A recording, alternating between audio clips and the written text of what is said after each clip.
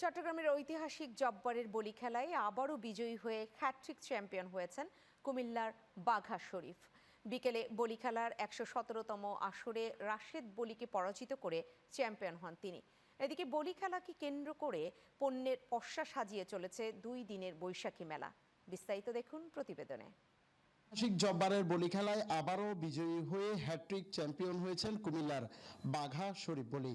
আজ বিকেলে বলি খেলার ১১৭তম আসরে তিনি একই জেলার মোহাম্মদ রাশেদ বলিকে পরাজিত করে চ্যাম্পিয়ন হন। জব্বারের ঐতিহাসিক এবারের বলি খেলায় অংশ নিয়েছে চট্টগ্রাম সহ দেশের বিভিন্ন এলাকা থেকে আসা ১০৮ জন কুস্তিগির। এবারের আসরে গতবারের চ্যাম্পিয়ন বাঘা শরীফ রানার আপ রাশেদ সহ প্রথম ৪ জন সরাসরি কোয়ার্টার ফাইনালে অংশ নেন।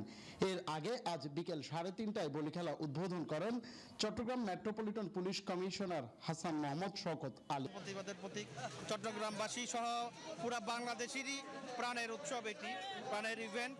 তো এই বলি খেলাকে কেন্দ্র করে এবং যে বৈশাখী মেলা হচ্ছে এটাকে কেন্দ্র করে চট্টগ্রাম মহানগর পুলিশ ব্যাপক নিরাপত্তামূলক ব্যবস্থা গ্রহণ করেছে।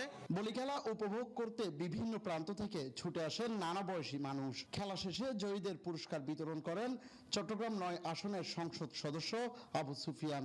আমরা আমাদের ঐতিহ্যকে, আমাদের ইতিহাসকে আমরা ধারণ করে আমাদের ভবিষ্যৎ যে সমৃদ্ধ একটা জাতি, ভবিষ্যৎ যে সমৃদ্ধ একটা বাংলাদেশ, সুন্দর একটা বাংলাদেশ স্বপ্ন দেখি, সেদিকে আমরা এগিয়ে যাব।